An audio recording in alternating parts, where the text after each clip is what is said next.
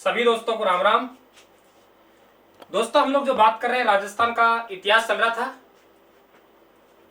राजस्थान के इतिहास में राजवंशी इतिहास, मेवाड़ का इतिहास हम लोग पढ़ रहे थे। मेवाड़ के इतिहास में रावल शाखा चल रही थी और रावल शाखा के एकमात्र राजा हमारे पास बचा है रावल रतन सिंह। उस रावल रतन सिंह की ही मैं बात करूंगा। रावल रतन सिंह रावल शाखा का अंतिम राजा होगा। इसके बाद में बीच में खिजरा खां, मालदेव चौहान, उनके पुत्र, और फिर हमारी राणा शाखा को हम चित्तौड़ में स्थापित करेंगे। तो आइए बात करते हैं रावल रतन सिंह की। रावल रतन सिंह दोस्तों, पिछले वीडियो में हम कई बार, एक बार नहीं कई बार रावल शाखा के राजाओं को याद कर चुके हैं। उनकी वंशावली को हम लोग समझ चुके हैं। उनका शासनकाल भी हमने वहां पढ़ लिया था। तो रावल रतन सिंह का जो शासनकाल है वे 1302 से 1303 ईस्वी रहा है। रावल रतन सिंह, देखिए, जैसे ही रावल समर सिंह की मृत्यु हुई, इनके पिता रावल समर सिंह की मृत्यु होने के बाद चित्तौड़ की गद्दी पर 1302 में रावल रतन सिंह बैठेंगे और इनके समय दिल्ली सल्तनत के जो सुल्तान हैं उनका नाम है अलाउद्दीन खिलजी। अलाउद्दीन खिलजी एक महत्वाकांक्षी सुल्तान है। अपने साम्राज्य को विस्तार करना चाहता है। वे चाहता है कि मैं सिकंदर जैसा विश्व विजेता बनूं। इसलिए उन्होंने एक सिकंदर सानी की उपाधि धारण की। साम्राज्य विस्तार की नीति के तहत उसकी नजर राजस्थान की ओर गई। तो राजस्थान में, राजपूताना प्रदेश में सबसे पहले उनकी नजर चित्तौड़ की तरफ जाएगी। चित्तौड़ की क्या स्थिति थी? क्योंकि चित्तौड़ भौगोलिक दृष्टि से, व्यापारिक दृष्टि से और सामरिक दृष्टि से अपना एक महत्व रखता था। उस महत्व के लिए एक चित्र बनाइए आप लोग और फिर हम लोग बात करते हैं। छोटा सा बना लीजिए, छोटा सा चित्र बनाइए।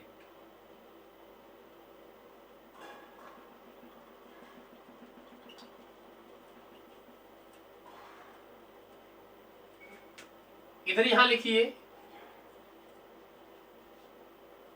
दिल्ली, और दिल्ली में यहां लिखें अलाउद्दीन खिलजी। छोटा लिखूंगा। इधर हमारे पास में ये मेवाड़ है और इधर हमारे पास में गुजरात है और इधर हमारे पास में मालवा है और इधर हमारे पास में दक्षिणी भारत है। ये मानचित्र आप बना लें। मेवाड़ के जो शासक हैं वे रावल रतन सिंह हैं और रावल रतन सिंह के पिता रावल समर सिंह हैं। ये चित्र बनाइए आप लोग, या बाद में बना लेना। इस चित्र की आपको जरूरत पड़ेगी अलाउद्दीन खिलजी के चित्तौड़ आक्रमण की पृष्ठभूमि बनाने के लिए। देखिए क्या पृष्ठभूमि बनेगी। मैं ये कह रहा हूं कि रावल रतन सिंह 1302 ईस्वी में चित्तौड़ की गद्दी पर बैठेगा। इनके समय दिल्ली सल्तनत के जो सुल्तान हैं उनका नाम है अलाउद्दीन खिलजी। अलाउद्दीन खिलजी एक साम्राज्य विस्तारवादी और एक महत्वाकांक्षी सुल्तान है। वे चाहते हैं कि मैं विश्व विजेता बनूं और इस नीति के तहत राजपूताना प्रदेश में उनकी जो नजर है चित्तौड़ की तरफ भी जाएगी, क्योंकि चित्तौड़ भौगोलिक दृष्टि से, सामरिक दृष्टि से और व्यापारिक दृष्टि से, तीनों ही दृष्टियों से महत्वपूर्ण था। क्यों? क्योंकि दिल्ली से हम गुजरात जाएंगे, दिल्ली से मालवा जाएंगे और दिल्ली से इधर होते हुए दक्षिणी भारत जाएंगे, तो गुजरात और मालवा के रास्ते चित्तौड़ के दाएं बाएं से ही गुजरते थे। और आपको मैंने बताया पिछली क्लास में कि अलाउद्दीन खिलजी ने 1299 ईस्वी में गुजरात पर आक्रमण किया था, बताया था ना। उस समय समर सिंह चित्तौड़ के राजा थे। समर सिंह ने इनकी सेना से दंड वसूला, जुर्माना वसूला, फिर इस सेना को जाने दिया। तो इस बात का पक्का पता लग गया अलाउद्दीन खिलजी को कि मुझे इस बेल्ट पर आक्रमण करना है, इस बेल्ट से गुजरना है, तो मुझे चित्तौड़ को जीतना बहुत जरूरी है। क्योंकि चित्तौड़ का दुर्ग है, यहां से हम गुजरात भी जा सकते हैं और मालवा भी जा सकते हैं। इसलिए कहा जाता है कि चित्तौड़ का दुर्ग गुजरात और मालवा के रास्ते में अवस्थित होने के कारण इसका अपना एक अलग ही सामरिक महत्व है। तो सामरिक महत्व की दृष्टि से चित्तौड़ का दुर्ग बहुत महत्वपूर्ण दुर्ग है। इसलिए अलाउद्दीन खिलजी को अपनी नीति के तहत यह आवश्यक हो गया कि हमें चित्तौड़ को जीतना है। तो साम्राज्य विस्तार की नीति के तहत अलाउद्दीन खिलजी ने चित्तौड़ पर आक्रमण किया। यह आक्रमण का मूल और पहला कारण है। दूसरा कारण कि अलाउद्दीन खिलजी ने जब गुजरात पर आक्रमण किया तो रावल रतन सिंह के पिता रावल समर सिंह ने अलाउद्दीन खिलजी की सेना से कुछ जुर्माना लिया, उसका बदला लेने के लिए आक्रमण किया। और तीसरा जो कारण मिलता है हमें, वे मिलता है रावल रतन सिंह की सुंदर पत्नी पद्मनी को प्राप्त करने के लिए अलाउद्दीन खिलजी ने चित्तौड़ पर आक्रमण किया। लेकिन सबसे सटीक और प्रमाणिक कारण हमें मिलता है तो यही है कि अलाउद्दीन खिलजी ने सामरिक महत्व को ध्यान में रखते हुए अपनी साम्राज्य विस्तार की नीति के तहत इन्होंने यहां आक्रमण किया।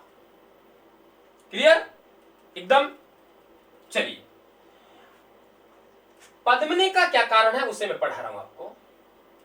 बंद कर दो, लाइट दिक्कत ना है। पद्मिनी का क्या कारण है भी समझिए आप लोग। एक इतिहासकार मलिक मोहम्मद जायसी, सुनना आराम से, मलिक मोहम्मद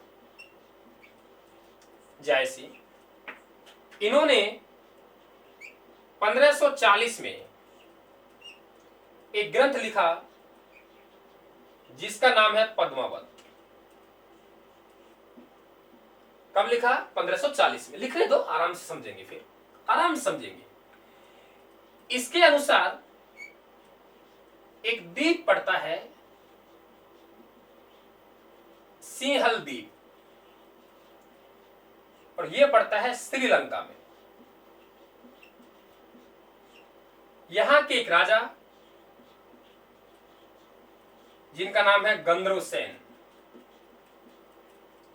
और गंधर्व सेन की एक पत्नी है, उनका नाम है चंपावती, और इन दोनों की जो सुंदर कन्या है उसका नाम है पद्मिनी। और पद्मिनी का जो पालतू तोता है उसका नाम है हीरामन। पहले कहानी सुनेंगे आप लोग, देखिए। मलिक मोहम्मद जायसी ने 1540 ईस्वी में पद्मावत लिखा। उस पद्मावत में यह कहानी लिखी हुई है कि अलाउद्दीन खिलजी ने रानी पद्मिनी को प्राप्त करने के लिए चित्तौड़ पर आक्रमण किया। लेकिन साहित्यकारों ने इस बात को एकदम नकार दिया। इसलिए नकार दिया क्योंकि यह घटना 1303 ईस्वी की है और 1303 ईस्वी के बाद में 237 वर्ष बाद में पद्मावत लिखा गया है। तो साहित्यकारों का कहना है कि 237 वर्ष बाद जो कहानी लिखी गई है, 237 वर्ष पहले क्या हुआ था, इसकी कोई प्रमाणिक जानकारी इस कहानी में नहीं मिल सकती, लेकिन फिर भी हमें पढ़ना तो पड़ेगा। क्या कह रहा है पद्मावत? पद्मावत यह कह रहा है कि श्रीलंका में एक सिंहल द्वीप है और सिंहल द्वीप के राजा गंद्रुसेन की एक पत्नी है जिसका नाम क्या है, चंपावती। और चंपावती के गर्भ से एक सुंदर कन्या का जन्म हुआ जिसका नाम क्या है, पद्मिनी। तो पद्मिनी कहां की है? श्रीलंका की रहने वाली है। पिता का नाम गंद्रुसेन है और मां का नाम चंपावती है। इनका एक पालतू तोता हीरामन, जो कि मानव जैसी बोली बोलता था, एक दिन पिंजरे से निकल गया। ऐसा मिलता है कि एक बहेलिया ने इसे पकड़ लिया, एक ब्राह्मण को बेच दिया और ब्राह्मण के से आगे कि रावल रतन सिंह तक पहुंच गया।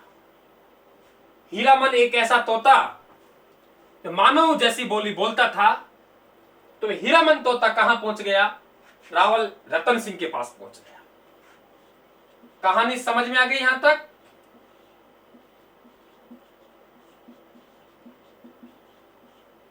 रावल रतन सिंह के पास पहुंच गया और रावल रतन सिंह के महलों में चित्तौड़ में रहने लगा। रावल रतन सिंह के पहले से ही कई विवाह हो चुके थे और उनमें एक रानी इनकी नागमती है। रानी का नाम क्या है? नागमती। नागमती ने एक दिन श्रृंगार करके बंठन के, क्योंकि उनको पता था ना कि मेरे से सुंदर तो कोई है ही नहीं, घमंडी होगी। हाँ, तो नागमती ने एक बार पूछा हीरामन तोता से कि मेरे से भी कोई सुंदर इस संसार में कोई स्त्री है? हीरामन तोता पहले मुस्कुराया कि देखिए कैसी कैसी बातें करती है, और मुस्कुराते हुए अपने अंदाज में उसने जवाब दिया। क्या जवाब दिया आप सुन लीजिए कि जिस सरोवर में कभी हंस नहीं आया वहां बगुला भी हंस होता है। यानी जिस सरोवर में कभी हंस आया नहीं, सुंदरता देखी नहीं, वहां बदसूरत यानी बगुला भी क्या होता है? हंस होता है। और फिर यह कहकर नागमती के सामने पद्मिनी की प्रशंसा करने लगा। कौन? हीरामन तोता। हीरामन तोता जैसे ही प्रशंसा करने लगा, रावल रतन सिंह के कानों में ये प्रशंसा की आवाज पहुंची और रावल रतन सिंह ने हीरामन से कहा, किसकी बात कर रहे हो? बोला जी हम तो पद्मिनी की बात कर रहे हैं। बोले पद्मिनी हमें मिल सकती है क्या? बोले हाँ मिल जाएगी, और कर लाओ विवाह। राजाओं के मना थोड़ी विवाह करने की, ठीक है ना, कोई प्रतिबंध नहीं होता था। राजा ने कहा ठीक है, हो सकता है नागमती मन ही मन में दुखी हो रही हो, पता नहीं कैसी स्त्री है। तो बताते हैं कि रावल रतन सिंह हीरामन तोता के साथ रवाना हो गया साधु के वेश में और पहुंच गया श्रीलंका। हीरामन तोता ने कहा रे तू यहीं बैठ, ये मंदिर रहा, इस मंदिर पे बैठ, मैं जाता हूं। आपको देख के डर जाएगी, पता नहीं कौन आ गया। मैं जाऊंगा और मैं सिफारिश करूंगा। देखो उस जमाने में तोता भी सिफारिश किया करते थे, ठीक है ना। अब वे तोता भी नहीं रहे तो वे आदमी भी नहीं रहे। बोले मैं जाऊंगा। तो हीरामन तोता पद्मिनी के पास पहुंचा और पद्मिनी से कहा कि उनके जो रावल रतन सिंह के वंश और कुल, उनके शौर्य, उनके ऐश्वर्य की प्रशंसा करते हुए कि तेरे लिए ये सबसे अच्छा वर है, इससे अच्छा वर नहीं हो सकता, और तेरे प्रेम में मुग्ध होकर वे चित्तौड़ से यहां पहुंच गया है। बसंत पंचमी का दिन था। पद्मिनी बंठन के उस मंदिर में पहुंच गई जिस मंदिर में रावल रतन सिंह रुका हुआ था। एक दूसरे को देखने के बाद परस्पर दोनों प्रेम मुग्ध हो गए और इस दृश्य को उनके पिता गंधर्वसेन ने देखा तो आपसी प्रेम को देखते हुए बताते हैं गंधर्वसेन ने रावल रतन सिंह के कुल और वंश की जानकारी जुटाई और उसके बाद में पद्मिनी का विवाह किससे कर दिया? रावल रतन सिंह से कर दिया। रावल रतन सिंह सुंदर राजकुमारी से विवाह करके चित्तौड़ आया और चित्तौड़ में दान बांट रहा था, खुशियां मना रहा था। तो उसी समय एक तांत्रिक आ गया और उस तांत्रिक का नाम था राघव चेतन। क्या नाम था? राघव चेतन। राघव चेतन ने सोचा, रे भाई स्त्री तो सुंदर है लेकिन अपन को तो प्राप्त नहीं हो सकती, लेकिन तांत्रिक हूं, कूटनीति से मुझे प्राप्त करना चाहिए। और कूटनीति से चाल चलने लगा, तंत्र विद्या अपनाने लगा। रावल रतन सिंह को पता लग गया कि ऐसा कुछ हो रहा है। रावल रतन सिंह आक्रोशित हुआ कि मैं तो इतने दूर से चल के साधु के वेश में रह के वहां से विवाह करके आया हूं, ये ऐसे ले जाना चाहता है। तो बताते हैं राघव चेतन को मेवाड़ से निष्कासित कर दिया। और ये राघव चेतन कहां पहुंच गया? दिल्ली। दिल्ली पहुंच गया अलाउद्दीन खिलजी के पास, क्योंकि इसे पता है कि मुझे यहां से अपमानित होके जाना पड़ रहा है और मुझे वहां जाना चाहिए जहां मेवाड़ का शत्रु पहले से बैठा हुआ है। और मेवाड़ के शत्रु सामरिक दृष्टि से कौन है? अलाउद्दीन खिलजी। अलाउद्दीन खिलजी के पास गया, उसे स्त्री मोह के प्रति आसक्त किया, पद्मिनी के सौंदर्य का बखान किया और अलाउद्दीन खिलजी को आक्रमण के लिए लेके आ गया। तो ये जो कारण है कि पद्मिनी को प्राप्त करने के लिए अलाउद्दीन खिलजी ने चित्तौड़ पर आक्रमण किया, आपके सामने मैंने रखा है। लेकिन सबसे सटीक जो कारण है, कारण यही है कि चित्तौड़ का अपना एक सामरिक महत्व था, एक भौगोलिक स्थिति थी और अलाउद्दीन खिलजी को अपना साम्राज्य बढ़ाना था, इसलिए चित्तौड़ पर आक्रमण करना था। ऐसा नहीं कि पद्मिनी नहीं होती तो अलाउद्दीन खिलजी का चित्तौड़ पर आक्रमण नहीं होता मित्रों। क्योंकि आपने देखा होगा कि 1301 में रणथंभौर पर आक्रमण किया, वहां कौन सी पद्मिनी है? जालौर पर आक्रमण किया 1311 में, वहां कौन सी पद्मिनी है? 1308 में सिवाना पर आक्रमण किया, वहां कौन सी पद्मिनी है? आक्रमण जरूर होता, लेकिन एक सहायक कारण आप इसको मान सकते हो। वजह कोई भी रही हो, अलाउद्दीन खिलजी का चित्तौड़ पर आक्रमण होगा। वजह कोई भी हो, अलाउद्दीन खिलजी का चित्तौड़ पर आक्रमण होगा। और उसी आक्रमण को समझेंगे दोस्तों। एक स्क्रीनशॉट आप ले लीजिए, यहां से एक स्क्रीनशॉट आप बराबर लेते रहें।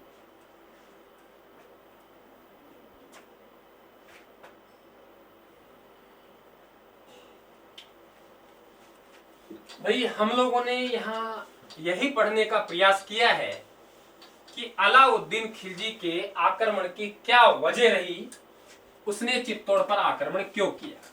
ये पिक्चर हमने अच्छी तरीके से पढ़ ली और अब हम लोग बात करेंगे सीधा अटैक की। देखिए, आक्रमण कौन करेगा? अलाउद्दीन खिलजी। एक चार्ट तैयार कर ले अपन, फिर बात करेंगे। अलाउद्दीन खिलजी आक्रमण करेगा। यहां हम लोग दो तिथि लेंगे, 1 और 2, ध्यान देना। यहां लेंगे 28 जनवरी, 28 जनवरी, और यहां लेंगे हम लोग 1303 तो आएगा, और यहां लेंगे 26 अगस्त 1303। ठीक है। और यहां हम ये लिखेंगे लगभग 8 माह, ये लिख दिया हम लोगों ने। इधर हम लोग बात करेंगे रावल रतन सिंह की।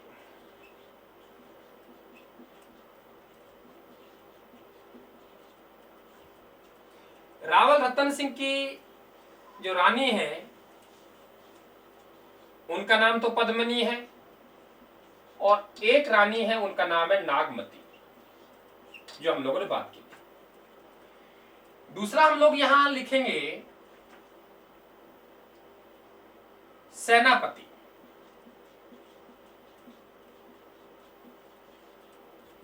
सेनापति हम लोग लिखेंगे यहां पे गोरा और बादल।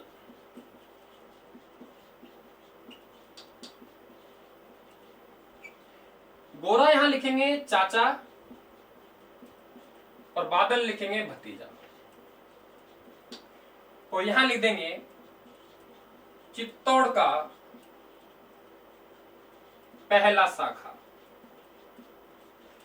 शाखा, और चित्तौड़ का पहला शाखा लिख के हम लोग जोड़ देंगे 26 अगस्त 1303 और लिखेंगे अग्नि। फिर एक शब्द जोड़ेंगे हम केसरिया, यहां जोड़ेंगे जौहर और फिर लिखेंगे एक शब्द साका। और अब आप लोग आराम से कहानी सुनिए। देखिए दोस्तों, हमने बात की है कि आक्रमण का कारण कोई भी रहा हो, लेकिन चित्तौड़ पर अलाउद्दीन खिलजी का आक्रमण होगा। मैंने यहां 2 तिथि लिखी है, बहुत अच्छी तरीके से आप समझें, क्योंकि समय के अनुसार एग्जामिनर बदल रहा है। वे एग्जामिनर नहीं रहा जो एग्जामिनर पहले था। पहले सीधा पूछता कि चित्तौड़ पर अलाउद्दीन खिलजी का आक्रमण कब हुआ या चित्तौड़ का साका कब हुआ। अब दिनांक पूछता है, दिनांक कितनी दिनांक को हुआ, महीना छोड़ दिए दिनांक। तो फिर 2 दिनांक लिखिए, पहले समझें।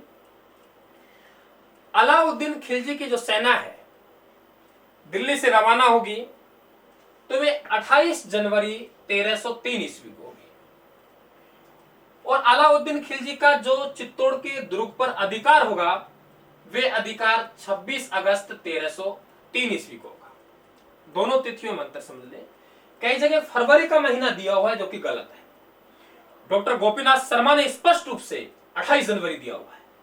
तो 28 जनवरी 1303 ईस्वी, 26 अगस्त 1303, मोटा मोटा 8 माह का समय। तो एक दिल्ली से रवाना होने की दिनांक है और एक चित्तौड़ के दुर्ग पर अधिकार करने की दिनांक है। ये दोनों बात आप ध्यान रखें। अलाउद्दीन खिलजी दिल्ली से आया, अपनी शाही सेना लेके पहुंचा। और आपने देखा होगा कि एक हमारी बेड़च नदी है, भूगोल में पढ़ाऊंगा आपको, राजस्थान के भूगोल में पढ़ाऊंगा। बेड़च नदी, और बेड़च नदी की एक सहायक नदी है जिसका नाम है गंभीरी नदी। बेड़च का उद्गम गोगुंदा की पहाड़ियों से होता है और गंभीरी का उद्गम जावद मध्य प्रदेश से होता है। दोनों नदियों के संगम पर अपनी शाही सेना का पड़ाव डाला और खुद अलाउद्दीन खिलजी ने एक चित्तौड़ी नामक पहाड़ी पर अपना पड़ाव डाल दिया। सेना पहुंच गई। प्रयास किया कि किस तरीके से रावल रतन सिंह बाहर आए। काफी समय बीत गया, 8 महीने का लगभग समय बीत गया। अलाउद्दीन खिलजी के सभी प्रयास विफल हुए और अंत में इन्होंने प्लानिंग की कि हमें कूटनीति से रावल रतन सिंह को कब्जे में लेना चाहिए और चित्तौड़ के दुर्ग पर अधिकार करना चाहिए। हमारे राजपूत हमेशा दयावान रहे हैं, किसी विश्वास कर लेते थे और उसी विश्वास का परिणाम हुआ कि हमारा कहीं कहीं पतन भी हुआ है। ये लोग थे विश्वासघाती लोग थे, विश्वासघात करके ही जीतना उचित समझते थे। तो इसने एक संदेश पहुंचाया रावल रतन सिंह के पास कि आपकी ये सुंदर पत्नी है पद्मनी, उस पद्मनी का एक दृश्य हमें बता दीजिए, हम वापस लौट जाएंगे। तो अलाउद्दीन खिलजी ने यह प्रस्ताव भेजा। रावल रतन सिंह ने प्रस्ताव को स्वीकार किया। अलाउद्दीन खिलजी को महलों में बुला लिया। वापिस जाने लगे अलाउद्दीन खिलजी तो रावल रतन सिंह उन्हें शिष्टाचार के नाते दरवाजा तक छोड़ने के लिए गए। बाहर अलाउद्दीन खिलजी की सेना के आदमी खड़े हुए थे।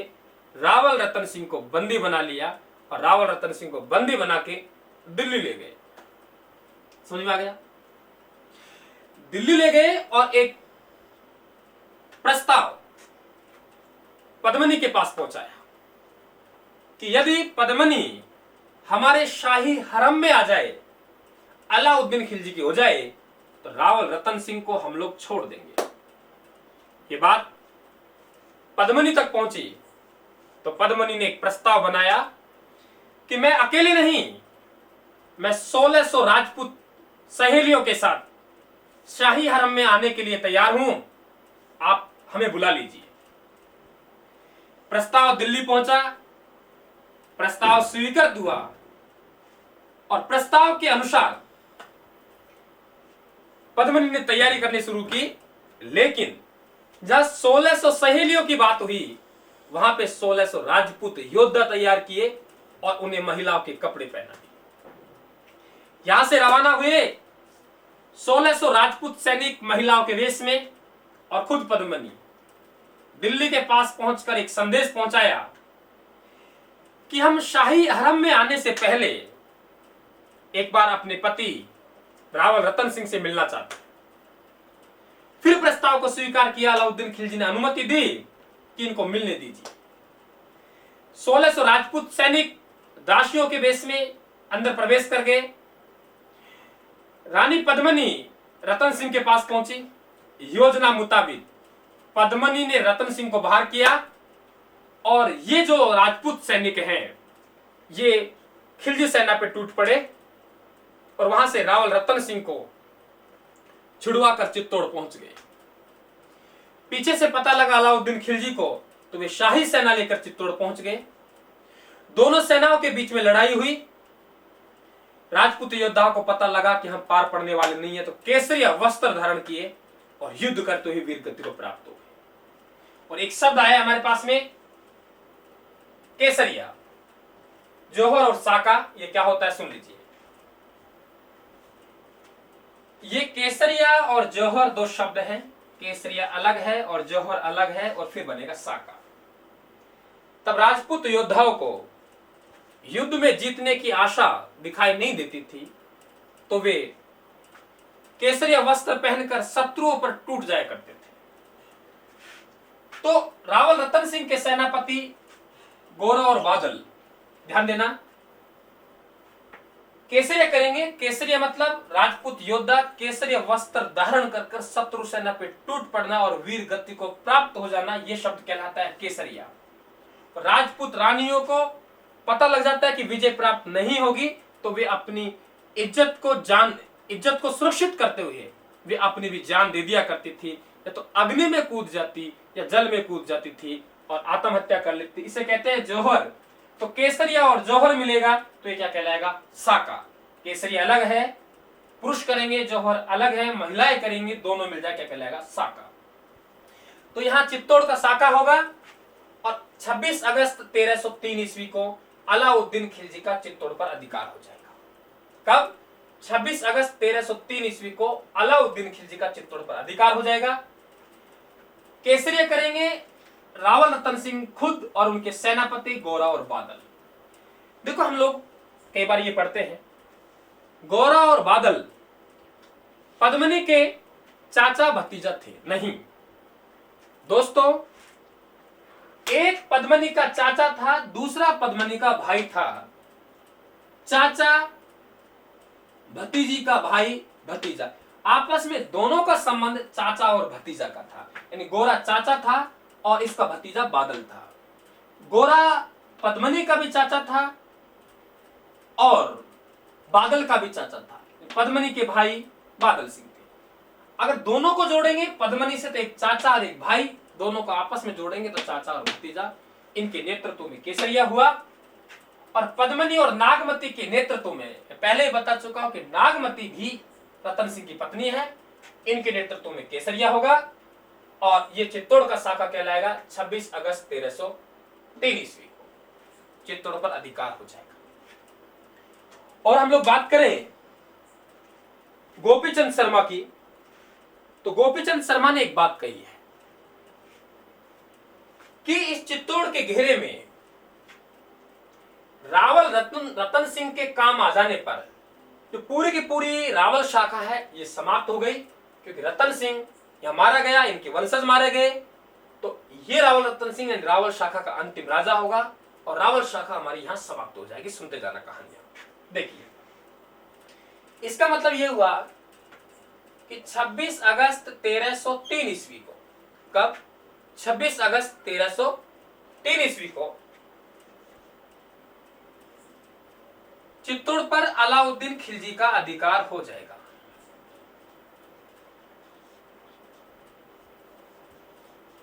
हिंदुओं का यहां कत्लेआम किया गया। गोपी चंद शर्मा तो यहां तक लिखते हैं कि इस दानव विजय का इतना कत्लेआम मचाया कि कोई राजपूत, कोई स्त्री, कोई पुरुष जीवित नहीं बचा जो दानव विजय का साक्षी हो। 30,000 हिंदुओं का कत्ल करने की आज्ञा दी गई थी, ऐसा कहते हैं इनके बारे में। अलाउद्दीन खिलजी का अधिकार हो गया तो अलाउद्दीन खिलजी का जो पुत्र है उनका नाम है खिजरा खां। क्या नाम है दोस्तों? खिजरा खां। खिजरा खां को चित्तौड़ सौंपकर अलाउद्दीन खिलजी यहां से दिल्ली चली जाएंगे और चित्तौड़ दुर्ग का नाम अपने पुत्र की याद में क्या रखेंगे? खिजराबाद। क्लियर? चित्तौड़ दुर्ग का नाम क्या रखा है? खिजराबाद। कौन रख रहे हैं? अलाउद्दीन खिलजी। किसकी याद में रख रहे हैं? अपने पुत्र खिजरा खां की याद में। समझ आ गया? एक बात क्लियर कि रावल रतन सिंह 1303 ईस्वी रावल शाखा समाप्त हो गई और पहले बता चुका हूं कि 1326 ईस्वी तक यहां पर दूसरे लोग रहेंगे और फिर इनके ही भाई राणा शाखा के लोग यहां अधिकार करेंगे। अब देखिए, ये खिजरा खां का मन नहीं लगा। लगभग 1313, 14, 15 यानी इतना समय था। 1300 मान लो, 1313 कई जगह अलग अलग मिलता है, लेकिन मोटा सा आइडिया। मालदेव चौहान लंबी लंबी मूछा रखा करता था, इसलिए इसे मूछाला मालदेव भी कहते हैं। क्लियर? खिजरा खां मूछाला मालदेव को चित्तौड़ सौंप जाएगा और खिजरा खां भी यहां से चले जाएगा।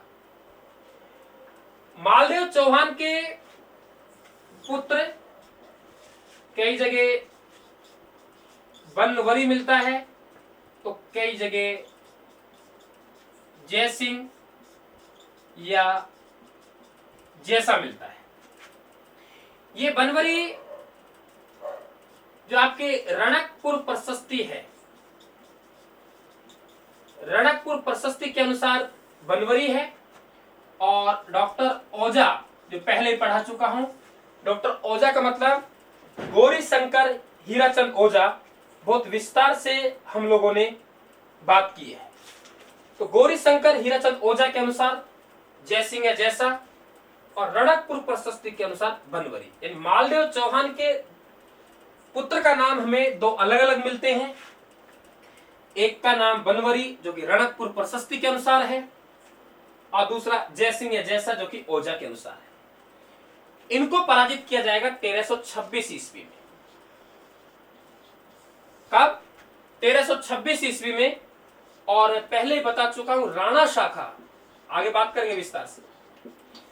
राणा शाखा के जो राणा हम्मीर हैं, वे राणा हम्मीर इस पुत्र को पराजित करके चित्तौड़ को पुनः प्राप्त करेंगे और सिसोदा गांव के रहने वाले हैं, इसलिए यहां से 1326 के बाद ये गुहिल वंश सिसोदिया वंश कहलाएगा। और हम्मीर राणा शाखा का पहला राजा है, इसलिए अपने नाम से पहले इनके बाद जितने भी राजा होंगे राणा और महाराणा लगाएंगे। तो ये कहानी अभी विस्तार से तब हम लोग राणा हम्मीर को पढ़ेंगे, तब पढ़ेंगे। पूरी कहानी समझ में आ गई? देखिए, ये जो अलाउद्दीन खिलजी है, चित्तौड़ दुर्ग के तलेटी में एक फारसी लेख मिला है, एक मकबरा है और मकबरे पर एक फारसी लेख है 1310 ईस्वी का। इसमें अलाउद्दीन खिलजी को ईश्वर की छाया,